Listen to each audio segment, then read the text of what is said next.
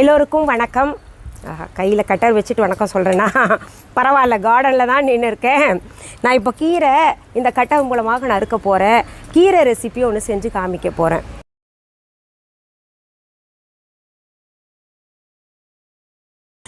அதாவது நம்ம மொட்டை மாடி தோட்டத்தில் கீரை நல்லா வளர்ந்துருச்சுங்க. இப்போ நான் வெட்டலைன்னு வைங்களேன், முத்தி போயிடும். சரியான பக்குவத்தில் இருக்குது ஆர்கானிக் கீரை. பாருங்களேன், என்ன தளதளன்னு இருக்குல்ல. இந்த கீரை விதை நம்ம viha.online இருக்குது, viha ஷாப்பில் இருக்குது.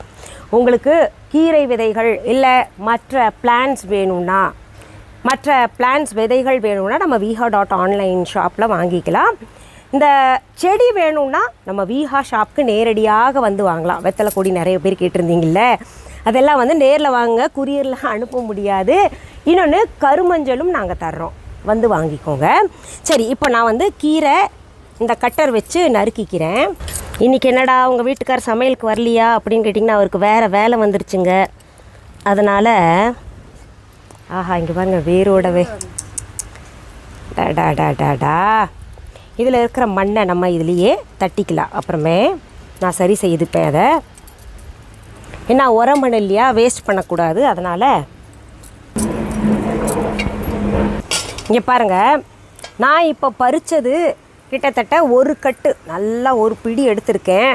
நல்லா நீளமான தண்டு அப்படியே எடுத்துட்டேங்க. அந்த தண்டு நம்ம கடையில் வாங்கினா எவ்வளோ முத்துனதாக இருக்கும்ல. இங்கே பாருங்கள், இது எவ்வளோ எலஸாக இருக்குது. அப்படியே ஒடிச்சா அப்படியே ஒடிக்கலாம். ஆர்கானிக் கீரை என்னதான் இருந்தாலும் நம்ம விளை வச்சதில் அவ்வளோ மகிழ்ச்சி இருக்குது இல்லையா. இன்னும் நிறையா இருக்குது. அந்த கீரை பேக் கூட நம்ம viha.online தான். அந்த கீரை பேக்கில் கிட்டத்தட்ட 4 நாளைக்கு சமைக்கக்கூடிய அளவுக்கு கீரை இருக்கும். சரி, இப்போ நம்ம இதை அலசிட்டு அரிய ஆரம்பிச்சிடலாம். இப்போது நான் இதை அலசிக்கிறேன். நல்லா அலசிட்டு அப்புறம் நறுக்கிக்கலாம்.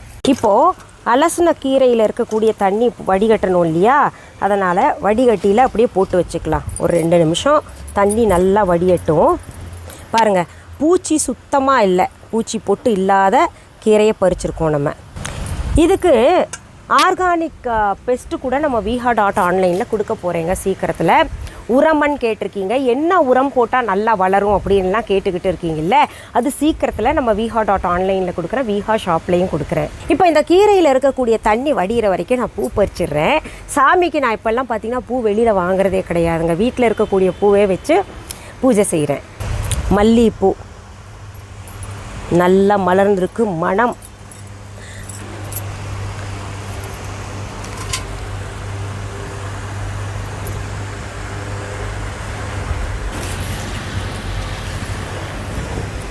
இந்த பிராஸ் பூ கூட நம்ம viha.online இருக்குது, viha ஷாப்பில் இருக்குது. வேணுங்கிறவங்க ஆர்டர் போடலாம். இதெல்லாம் பார்த்திங்கன்னா பழங்காலத்தில் சாமி கோயிலுக்கு போகும்போதும் இதில் எல்லாத்தையும் சாமிக்காக பூ பழம் எல்லாம் வச்சு எடுத்துகிட்டு போவாங்க. ரொம்ப நல்ல தரமான பிராஸை வேணுங்கிறவங்க வாங்கிக்கோங்க.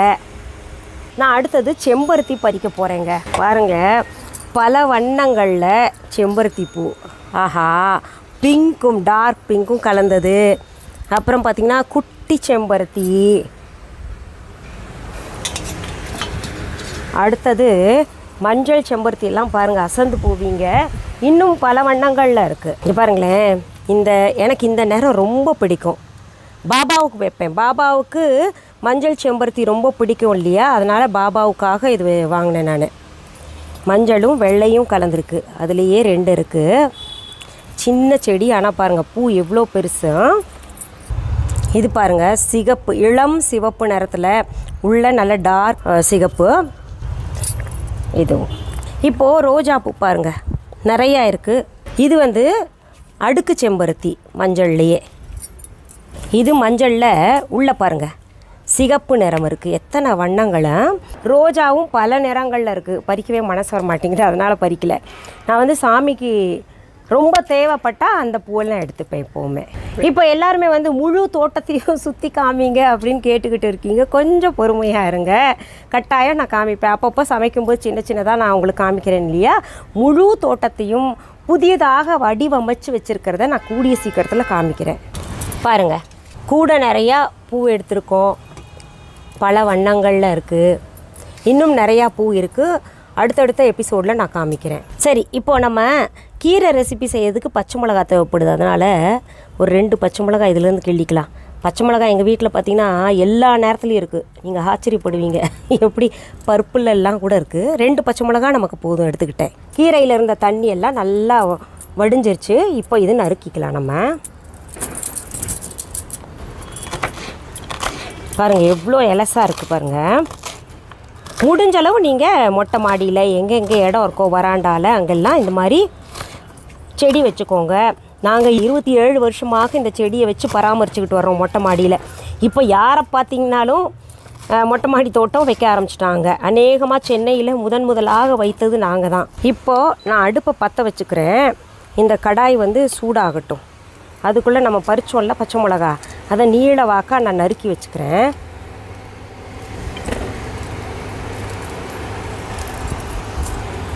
கடாய் சூடாயிடுச்சு.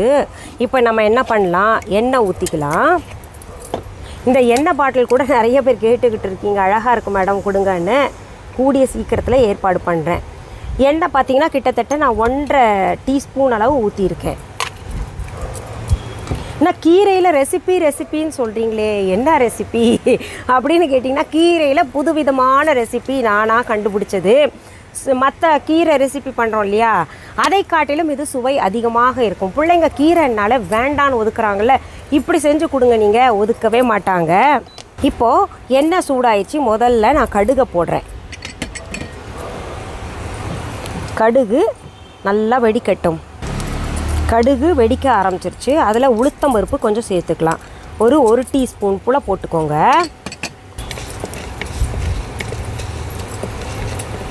உளுத்தம் பருப்பு நல்லா செவக்க வந்தோடனே ஒரு மணம் வரும் பார்த்திங்களா, அந்த நேரம் பார்த்து 1/2 டீஸ்பூன் போல் சீரகம் போட்டுக்கோங்க.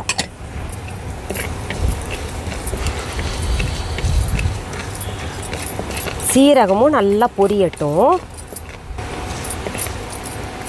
அடுத்தது பெரிய வெங்காயம் 1 பொடி பொடியாக நறுக்கி வச்சுக்கோங்க, அதை சேர்த்துக்கோங்க.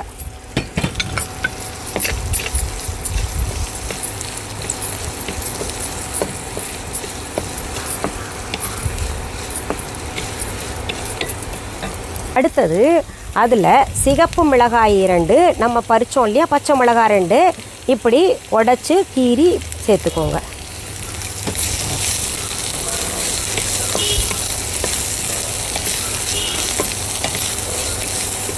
இப்போது ஒரு தக்காளி பொடியாக நறுக்கி வச்சதை சேர்த்துக்கோங்க.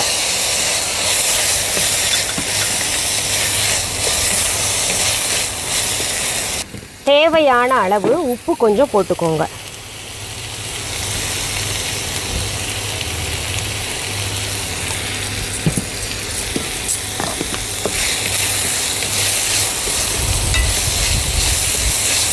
இதில் லேசாக தண்ணி தெளிச்சுக்கோங்க. அவ்வளோதான். சும்மா ஒரு 2 டீஸ்பூன் போல் தண்ணி ஊற்றிட்டு மூடி வச்சுக்கலாம். இந்த தக்காளி நல்லா குழையணும். இப்போது தக்காளி குழஞ்சிருக்கும் பாருங்கள், குழஞ்சிருச்சு. இதில் நம்ம என்ன பண்ணலாம், வெட்டி வச்சுருக்கோம் இல்லையா கீரை, இதை சேர்த்துக்கலாம். இப்போது இது வரைக்கும் உங்களுக்கு இது என்னடா இது நம்ம வழக்கமாக செய்கிற மாதிரி தானே, இது என்ன பெருசாக இவங்க செஞ்சு காமிக்கிறாங்க அப்படின்ற மாதிரி தோணும். இதில் புதுசாக நான் ஒரு ப்ராடக்ட் போட போகிறேன். அதாவது புதுசாக ஒரு காய்கறி சேர்க்க போகிறேன். இப்போது கீரையில் தண்ணி கொஞ்சம் நம்ம ஸ்ப்ரிங்கிள் பண்ணிக்கலாம். மூடி வைக்க போகிறதில்ல. கீரை வந்து மூடி வைக்கக்கூடாதுன்னு நிறைய பேர் சொல்லிகிட்டு இருக்காங்க இல்லையா, அதுக்கு காரணம் என்னென்னா, அதில் கீரையில் ஏகப்பட்ட சத்து இருக்குது. அது மூடி வச்சோன்னா மீண்டும் அதில் சத்து போய் சேர்ந்து நமக்கு ஆகாதுன்ற ஒரு காரணமும் சொல்லுவாங்க. இன்னொன்று பார்த்திங்கன்னா, இப்போ கீரையில் பூச்சி இருந்ததுன்னா அந்த பூச்சியோடையே சமைக்க வேண்டிய ஒரு சூழல் ஏற்படும், திறந்தே வைக்கணும் அப்படின்லாம் சொல்கிறாங்க. எதுவாக ஏற்படும் பரவாயில்ல, நமக்கு கீரை வேகணும், அவ்வளோதான். இப்போது கீரை வெந்துருச்சு பாருங்கள். அடுத்தது ஒரு பொருள் சேர்க்க போகிறேன்னு சொன்னேன் இல்லையா, என்னென்னா உருளைக்கிழங்கு வேக வச்சு மசிச்சது சேர்த்துக்கோங்க, சுவையாக இருக்கும். பொதுவாக நம்ம என்ன பண்ணுவோம், ஒன்றா தேங்காய் பூ போடுவோம் இல்லையா. நான் இப்போ மசிச்ச உருளைக்கிழங்கு போட்டிருக்கேன். உருளைக்கிழங்கு ஒன்று எடுத்துக்கோங்க, வேக வச்சு அதை மசிச்சு இதில் சேர்த்துக்கிட்டு கடைசியில் என்ன பண்ணுங்கள், நம்ம வீஹா சாம்பார் தூள் நடுவில் எங்கே சுற்றி வந்தாலும் வீஹா சாம்பார் தூளில் நிற்கிறேன்ல, வீஹா ப்ராடக்ட்ஸில் வீஹா சாம்பார் தூள் இருந்தால் அதை சேர்த்துக்கோங்க. அப்படி இல்லைன்னா உங்கள்கிட்ட என்ன சாம்பார் பொடி இருக்கோ அதை சேர்த்துக்கோங்க. இவ்வளோ சேர்க்கணுன்னா ஒரு டீஸ்பூன்லேருந்து 2 டீஸ்பூன். ஏன்னா எங்கள் சாம்பார் பொடி நான் 1.5 டீஸ்பூன் சேர்த்துருக்கேன். இந்த மாதிரி செஞ்சு சாப்பிட்டு பாருங்கள், சுவையாக இருக்கும். கிழங்கு இருந்தாலே நம்ம பிள்ளைங்கள்லாம் விடுவாங்களா என்ன? அதை காமிச்சே நம்ம சாப்பிட வைக்கலாமே. கிழங்குல கார்போஹைட்ரேட் இருக்குது, கீரையில் ப்ரோட்டீன் இருக்குது. ரெண்டும் சேர்த்து நம்ம சாதத்தில் குழச்சி சாப்பிட வச்சோன்னு வைங்களேன், ரொம்ப பிள்ளைங்க விரும்பி சாப்பிடுவாங்க. அதில் ஒரு சொட்டு நெய் விட்டுருங்க, ஆஹாஹா பிரமாதமாக இருக்கும். ஓகே, இப்போது நம்ம அடுப்புலேருந்து இறக்கி வேறு பாத்திரத்தில் ட்ரான்ஸ்ஃபர் பண்ணிக்கலாம். ஆலு மசியல் பொரியல் ரெடி. ரொம்ப நல்லா இருக்குது. இந்த புதிய டிஷ்ஷை நீங்களும் செஞ்சு சாப்பிட்டு பாருங்கள், சுவையாக இருக்கும். கமெண்ட்ஸில் கமெண்ட் போடுங்க. மீண்டும் அடுத்த பதிவில் வேற ஒரு நல்ல தலைப்போடு உங்களை எல்லாம் சீக்கிரத்தில் சந்திக்கிறேன். அது வரைக்கும் நன்றி, வணக்கம். அன்பான வாடிக்கையாளர்களே, உங்கள் விஹா ஸ்டோரில் பூஜை பொருட்கள், சிலைகள், ராசிக்கற்கள், வாஸ்து பொருட்கள், விதைகள், பாரம்பரிய அரிசி வகைகள், சிறுதானியங்கள், ஆர்கானிக் பொருட்கள், மூலிகை எண்ணெய், மளிகை பொருட்கள், மரச்செக்கு எண்ணெய், மரப்பொருட்கள், வெள்ளி ஆபரணங்கள், கிஃப்ட் ஆர்டிகல்ஸ், காட்டன் மற்றும் பட்டு புடவைகள், காட்டன் சுடிதார்கள், பட்டு பாவாடை, குழந்தைகளுக்கான விளையாட்டு பொருட்கள், ஹை குவாலிட்டி இமிடேஷன் நகைகள், வீட்டு உபயோக பொருட்கள், ஜூட் பேக்ஸ், ஹேண்ட்மேட் சோப்ஸ், அழகு சாதன பொருட்கள், சிறுதானிய பிஸ்கெட்டுகள், ஹோம் அப்ளையன்சஸ், இன்னும் பற்பல பொருட்கள் விற்பனைக்குள்ளது. விஹா ப்ராடக்ட்களை நீங்கள் வாங்க விரும்பினால் அது எங்களுடைய viha.online வெப்சைட் மற்றும் சென்னை ராஜா அண்ணாமலைபுரத்தில் உள்ள எங்கள் விஹா ஸ்டோரில் மட்டுமே கிடைக்கும் என்பதை தெரிவித்துக் கொள்கிறோம். வேறு எந்த ஆன்லைன் வெப்சைட்களிலும் விஹா ப்ராடக்ட்கள் விற்பனைக்கு கிடையாது என்பதை நீங்கள் கவனத்தில் கொள்ள வேண்டும். எங்கள் விஹா ஸ்டோரின் விலாசத்தை கண்டறிய கூகுள் மேப்ஸில் விஹா ஸ்டோர் என்று டைப் செய்தால் வழியை கண்டறியலாம். www.viha.online வெப்சைட்டிலும் விஹா ஸ்டோரின் அட்ரஸ் உள்ளது.